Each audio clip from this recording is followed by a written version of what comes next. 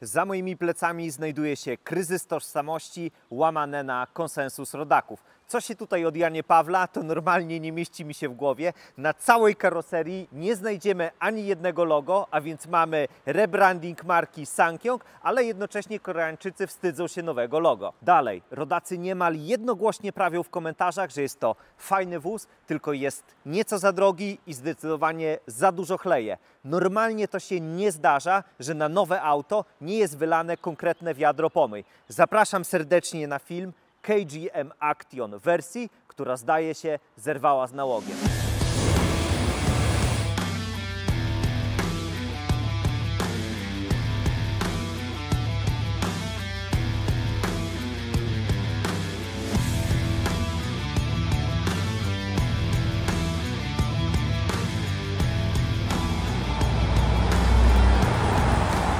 Skąd ten rebranding? Pismaki marki tłumaczą nam, że chodzi o zmianę filozofii marki, o podkreślenie koreańskiego pochodzenia, w końcu KGM znaczy się Korean Genuinely Made i dotarcie do szerszego grona klientów z naciskiem na płeć piękną, która przede wszystkim ceni sobie w samochodach komfort jazdy, a także estetykę pojazdów. Aha, jeszcze chodzi o doskonałą jakość, a także innowacyjne technologie. Nie wiem jak Wam, ale mnie ten przekaz śmierdzi, jakby koreański producent aspirował otrzeć się o segment premium.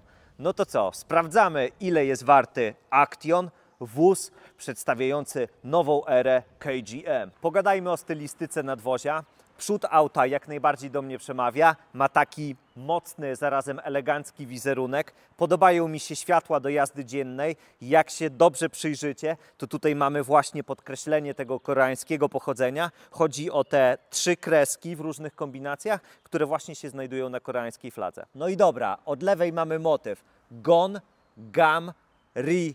Zamyka geon, znaczy się ziemia, woda, ogień, niebo, a po prawej stronie mamy lustrzane odbicie. Na centralnym wlocie również powielono motyw flagi. Bardzo miłe są dla oka te wybrzuszenia po zewnętrznych częściach maski. Dobrze je widać z wewnątrz pojazdu, ale te ozdobne uchwyty to straszna wieś tańczy i śpiewa. Jednak należy podkreślić, że żyjemy w czasach obłudy i wynalazków takich jak udawane wloty powietrza, dyfuzory, końcówki układu wydechowego, więc jak najbardziej ten wynalazek wpisuje się w obecne trendy motoryzacyjne.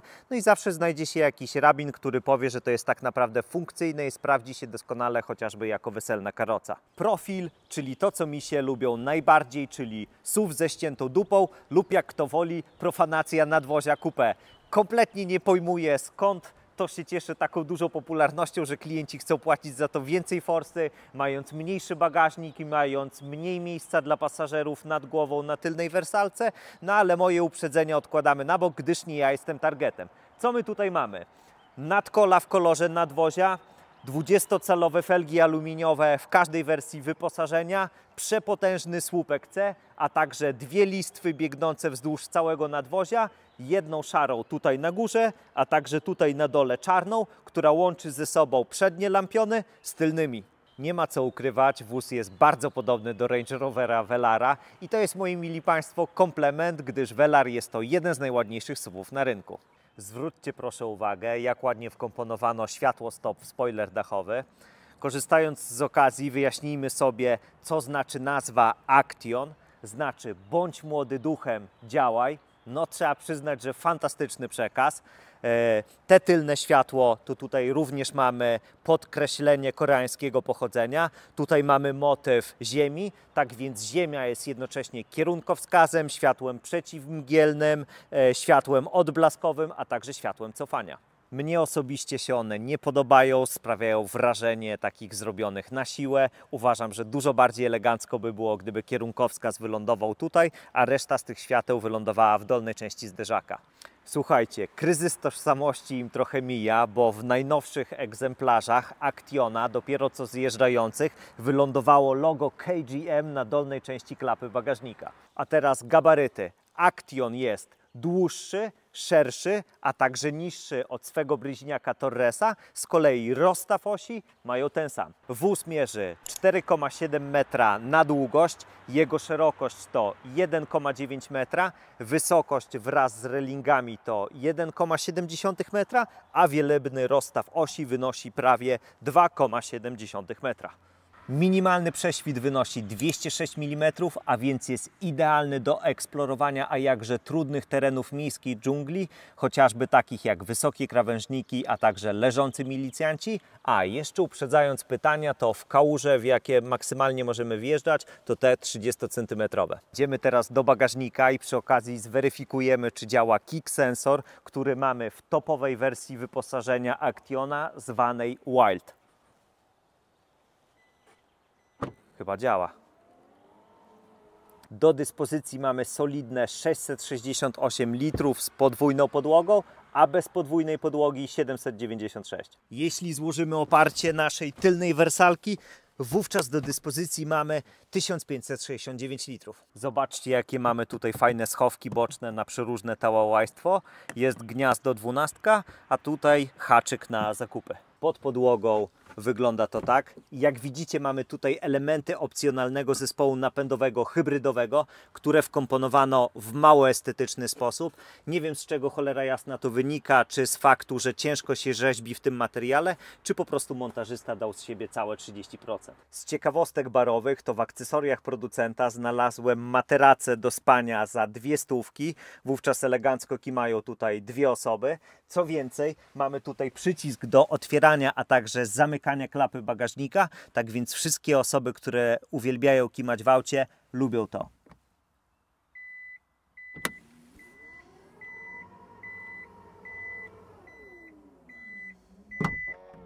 Na opcjonalnym haku bierzemy przyczepę maksymalnie o masie 1,5 tony, jeśli ma hamulce, a jeśli nie ma hamulców, no to do 750 kg. Pod maską ląduje wyłącznie jedna jednostka napędowa, 1,5 litrowa benzyna o mocy 163 koni i 280 Nm. Jeśli decydujemy się na wariant 2WD, wówczas producent ją paruje z 6-biegowym manualem bądź z 6-biegowym automatem od japońskiego Aisina. Jeśli zdecydujemy się na napęd na 4 koła, wówczas producent paruje wyłącznie z wcześniej wspomnianym automatem. Cóż można rzec? Szkoda, że jest tak ograniczony wybór jednostek napędowych. W mojej opinii przydałaby się konkretniejsza jednostka benzynowa, a także konkretniejszy diesel. Wówczas marka dotarłaby do zdecydowanie szerszego grona klientów. Zapraszam teraz serdecznie na pokład, aczkolwiek najpierw sprawdźmy, czy drzwi się kulturalnie zamykają. Jest wysoka kultura. Wprowadziłbym tutaj dwie diametralne zmiany i bym siedział i się tylko zachwycał tym wnętrzem, a wy byście jednym głosem wszyscy powiedzieli, że poszła konkretna koperta pod stołem, że jestem sprzedajną świnią, a nie rzetelnym recenzentem. Pierwsza kwestia. Pod tabletem dodałbym fortepian z prawdziwymi przyciskami do pełnej obsługi klimatyzacji, a także do chociażby wentylowania i grzania dupska. Wówczas już byłbym w pełni usatysfakcjonowany. Wrzucanie wszystkiego do tabletu to jest oszczędność producentów, a nie metka, rozwój i nowoczesność. Później to doskonałe rozwiązanie krzyczy na ciebie podczas jazdy, kiedy chcesz coś tam znaleźć. Kwestia druga. Co to u licha ciężkiego jest i kto to w ogóle zaakceptował? Patrzymy na górę. Mamy przepiękne przeszycia, mięciutkie materiały, bardzo dobre spasowanie. Tutaj mamy ala karbon, tutaj mamy ala drewno. Mamy skórę na kierownicy, mamy zamsz na drzwiach. No jest ten feeling premium. Patrzymy na dół i lądujemy w dostawczaku. No tutaj jedyne rozwiązanie to kątówka i jazda w garażu, no albo jakiś ratunek u tapicera. Są jeszcze rzeczy, do których bym się chętnie poprzyczepiał. Ten kryształowy selektor, nieco mi się gryzie tutaj z tym ala włóknem węglowym, tą wszechobecną czernią poprzeplataną czerwienią, która tworzy taki sportowy sznyt, to zdecydowanie bardziej by mi pasowało do tego jasnego wnętrza, w którym dominuje beż, a także odcienie brązu. I wieniec kierownicy, który ma mniej więcej taki kształt. jest spłaszczona u góry, spłaszczona u dołu. Tutaj ponadto jest jeszcze mocno poszerzona. Tutaj mamy takie proste elementy wąskie. Tutaj, gdzie trzymamy poprawnie kierownicę, jest naprawdę bardzo szeroko. Tutaj mamy jeszcze do tego wąsy.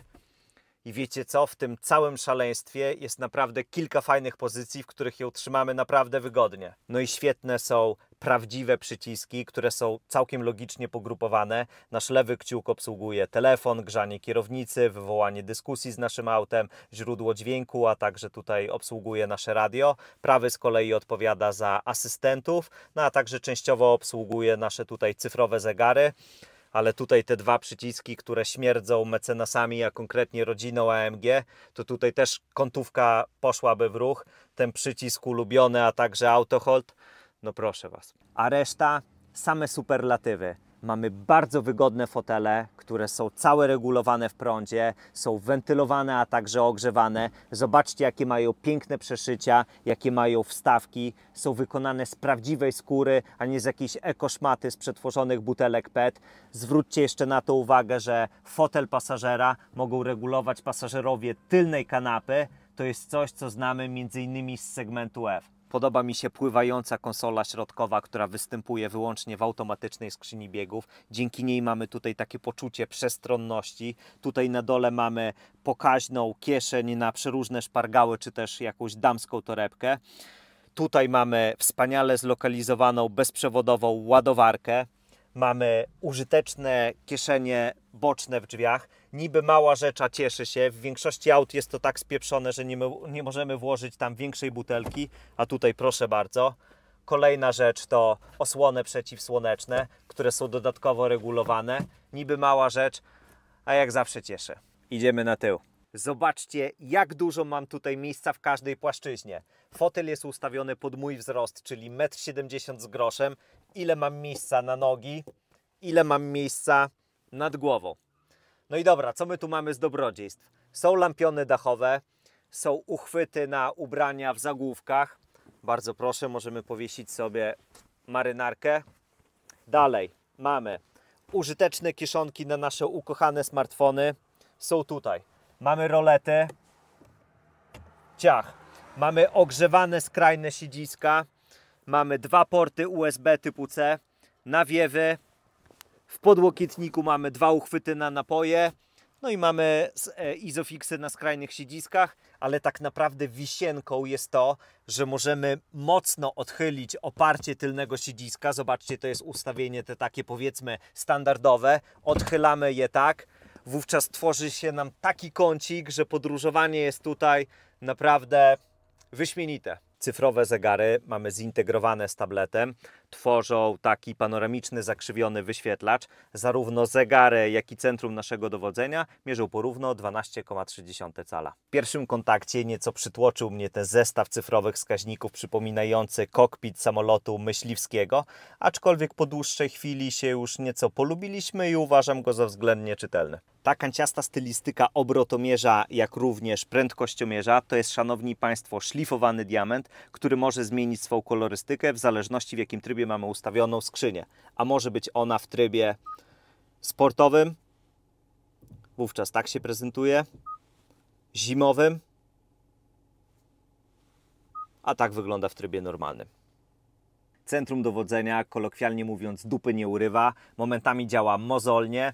Android Auto i Apple CarPlay mamy wyłącznie przez kabel. No i zobaczcie, na to możemy podzielić nasz ekran w ten sposób. Wówczas mamy w cudzysłowie łatwy dostęp do ustawień klimatyzacji, grzania dupska, a także wentylacji. Możemy przeciągnąć ekran od góry w ten sposób. Mamy poukrywanych tutaj m.in. asystentów. Mocno irytujący jest ten od ograniczeń prędkości, gdyż bardzo szybko na nas krzyczy. Są świetnej jakości kamery 360, które pięknie lawirują obrazem, ułatwiając nam manewrowanie.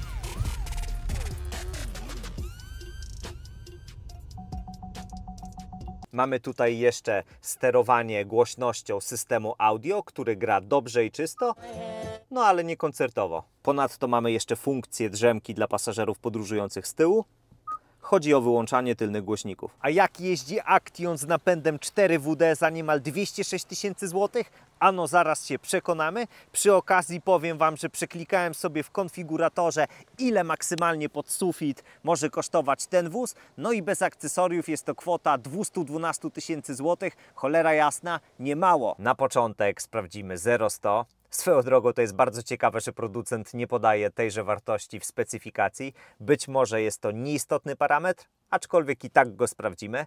Podają za to, że wersja 4WD wnosi na wagę 1670 kg i że jej Vmax to 191 km na godzinę. Dobra, tryb sport mamy ustawiony. Będziemy się posiłkować wskazaniami z cyfrowych zegarów jak amatorzy, a także ze stopera w telefonie.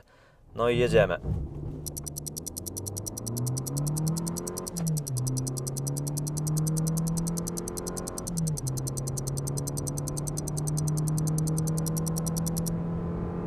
No i dobra, sprawdźmy teraz elastyczność. Mamy 70 na szafie, skrzynię mamy w trybie normalnym i ogień.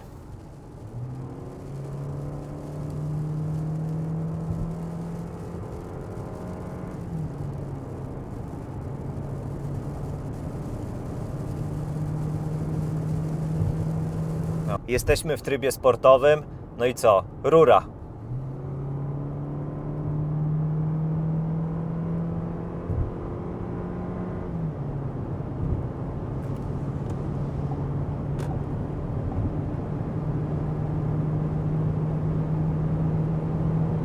Jest dziura w reakcji, niezależnie od wybranego trybu, no ale w którym aucie spalinowym z tejże parafii jej nie ma.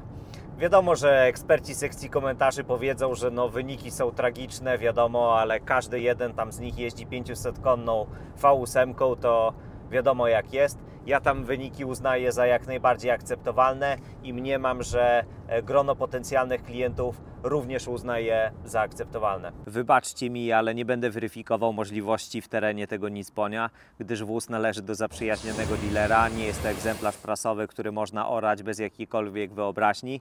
Musicie mi też wybaczyć, bo nie będę podawał takich wartości jak kąt rampowy, kąt zejścia czy kąt natarcia.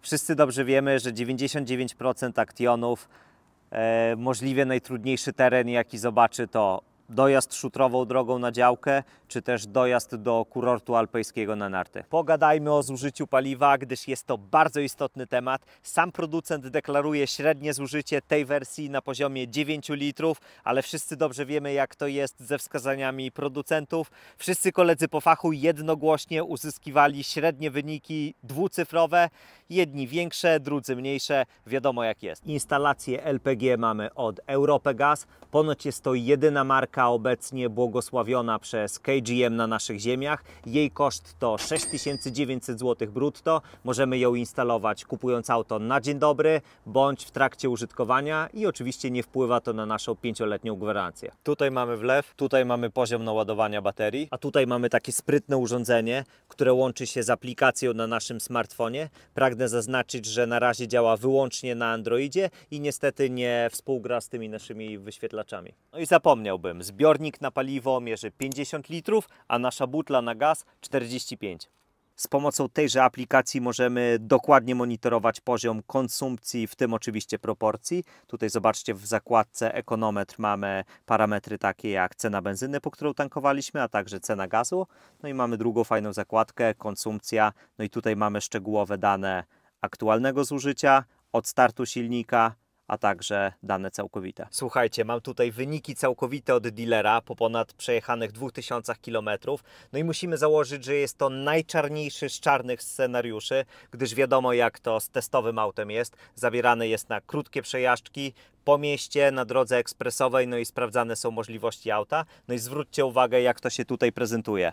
Mamy 2,5 litra benzyny i 11,5 litra gazu, co przy obecnych średnich cenach rynkowych w Polsce daje nam koszt pokonania 100 km na poziomie 48 zł, co jest ekwiwalentem 8,3 litra. A moje wyniki zaraz poznacie. Spokojna jazda w mieście zgodnie z przepisami przy średnim natężeniu ruchu wyszło 37 zł, co jest ekwiwalentem 6,4 litra benzyny. Trasa na tempomacie przy 90 km na godzinę mamy 26 zł, łamane na 4,5 litra. 120 km na godzinę, jest to już 36 zł łamane na 6,2 litra benzyny, a przy 140 km na godzinę mamy 40,6 zł, co jest ekwiwalentem 7,1 litra benzyny. Co prawda nie robiłem jeszcze pomiarów sonometrem, ale wyciszenie tutaj jest więcej jak dobre, a to za sprawą m.in. opon Michałów z funkcją tłumienia hałasu. Mamy tak, w cholerę tutaj pianek wygłuszających, mat, kleje strukturalne w nadwoziu, pozaślepiane wszystkie otwory. No nic, wypada to po prostu sprawdzić. No i dobra, mamy 50 na tempomacie, ja się zamykam i mierzymy minimum. 51,4. Co, mamy 90 na tempomacie, mierzymy ile będzie. Minimum mamy 58,7. 120 na tempomacie jest, mierzymy. Minimum mamy 61,6. Moim zdaniem najmocniejszą stroną Actiona w tym temacie takim okołojezdnym jest jego zawieszenie, które jest przede wszystkim nastawione na komfort.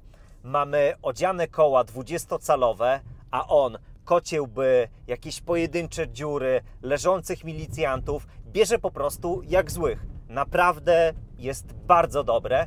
No i oczywiście warto podkreślić, że okolice nadkoli są również bardzo dobrze wyciszone, tak samo jak jakieś inne newralgiczne miejsca, chociażby takie jak słupki A, B czy też C. W temacie skrzyni, owszem, jest ospała, ale działa bardzo gładko. Co do układu kierowniczego, to on jest taki: hej marynarzu, przygotować się do zwrotu przez sztak. Lewy focus-shot wybieraj, prawy focus-shot luz. Ale ma to jak najbardziej swój urok i pasuje do tego charakteru komfortowego i wygodnego auta.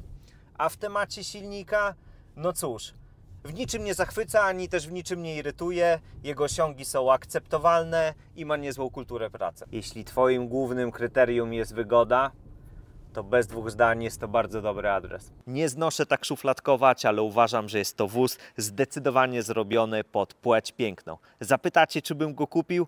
Oczywiście, że nie, gdyż uważam, że trójkołowce są to bezdyskusyjnie najlepsze samochody na świecie. Śliczne dzięki za użyczenie auta do testu KGM Biakomex Białystok. Mua. Jeśli nie chcecie przegapić kolejnych produkcji, to koniecznie zostawiajcie subskrybację, ewentualnie łapkę, czy co tam cokolwiek sobie chcecie. Sayonara!